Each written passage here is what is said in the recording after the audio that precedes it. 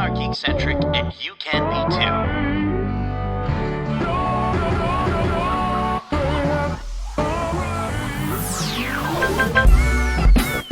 Love ya.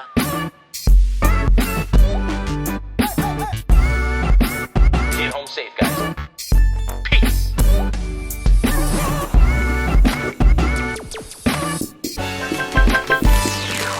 Welcome to the Geekcentric podcast, and welcome to our special Behind the Geeks episode for Predator Badlands. My name is Justin, and if you're joining us for the first time, well, we are Geekcentric, a podcast covering the world of movies, TV shows, toys, collectibles, gaming, and all things Geekcentric. And today, we are welcoming director Dan Trachtenberg of Predator Badlands. He's also directed Prey, which was a Predator film that came out in 2002 that was direct to streaming on Hulu and Disney Plus here in Canada. And he also is the co-director of Predator, Killer of Killers, an animated film that came out earlier this year. So if you're a Predator fan, you're eating well. We're all eating well if we're Predator fans, because there's a lot of Predator content for us to enjoy. Predator Badlands is in theaters this Friday, November 7th, and our spoiler-free review for that film is out now for you to enjoy. A huge thanks to our friends at 20th Century Studios Canada, and by extension Disney Studios Canada, for inviting us to see the movie early for review, as well as setting up this interview with Dan. This has been a bucket list director that I've been wanting to talk to ever since I saw Prey, and just saw how inventive he was with the approach to the storytelling and the filmmaking, and basically reinvigorating the Predator franchise. And I gotta say, Predator Badlands does not disappoint. It is another reinvention. It's an evolution. In this interview, Dan shares insight as to what drew him to the Predator franchise, and this idea of wanting to elevate it beyond the B movie slasher film of its past, and really taking it into a whole new realm.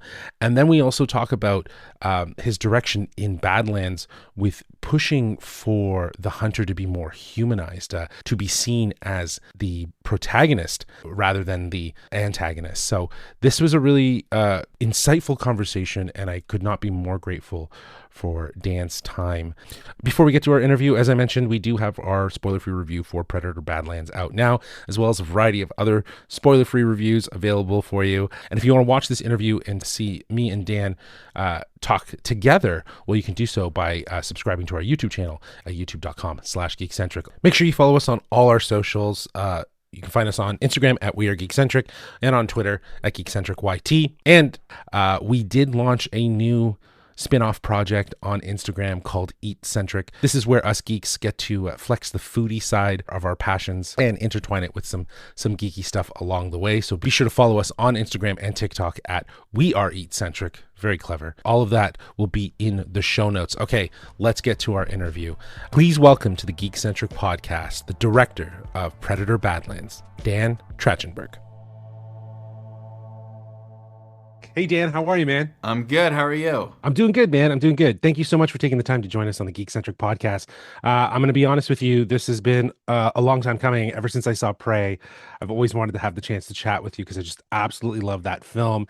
And all of us here at Geekcentric, we absolutely loved Prey. We also really loved Killers of Killers, which came out this year, especially what you did in the space of animation and just drawing out the story, adding more depth. But Badlands is on a whole new level, man. It really feels like you've elevated the Predator franchise beyond the B movies. So I'd love to start off by asking, what drew you to the idea of deepening this universe and taking it to a whole new level? The single thing that I think allows it to embrace more elevated stories is the code of the creature that was there in the original, and why that really stuck out among other quote-unquote slasher movies, which is ultimately the genre that it ends up fitting into. But is that the code of this creature that is coming to see who is worthy, and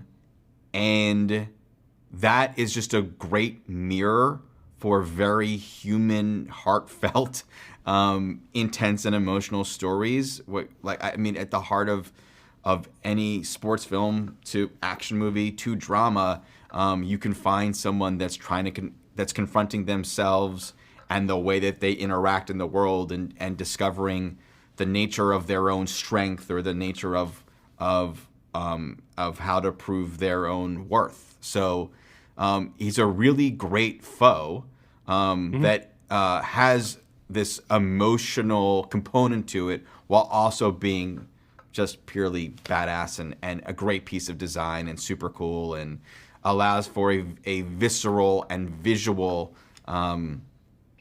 thrill ride as well. Yeah, for sure. And one thing that really stands out to me about Badlands is you're diving into the meaning and the motivation behind the hunter, and it feels like you're humanizing the characters. That's a big swing in a lot of ways. So I wanted to know what inspired you to want to explore that side of the character, or did it just feel like a natural evolution? And also, how do you think it's going to be received by fans? It was both a natural progression and something that we haven't seen. And Correct. Predator, the first movie in '87, was something we hadn't seen. We can always rent, or I shouldn't say rent anymore, download, stream Predator, or Predator 2, or Prey for that matter. Or, we can always watch those movies. There's a kind of movie that hasn't existed yet, which is the creature or the monster as the protagonist. So I want to see it.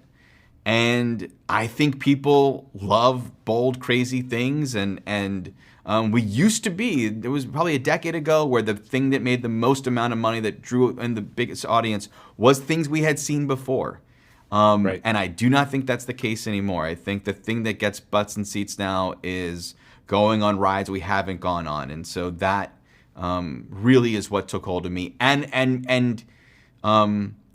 T2ifying it, like Yes. Prey is to Terminator what Badlands is to T2, and T2 is a state-of-the-art, awesome action thrill ride that has a huge heaping dose of heart and is filled with surprises, and that's very much what Badlands is.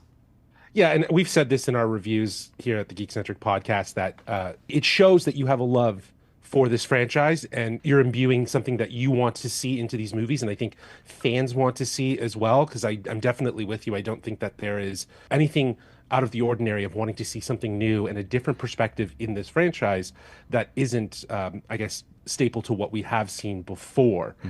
So I think that this is definitely going to hit that home. They're telling me to wrap, dude. I wish I had more time with you, so I really do appreciate you making the time to join us on the Geekcentric podcast. It really means a lot, and I look forward to seeing what you do next in this franchise. I'm sure there's more to come. So whether you're in the director's chair or just producing or writing, I'm stoked to see where we go next. Awesome. Thank you. Very cool. Awesome. Have a good one, buddy. You Peace. too.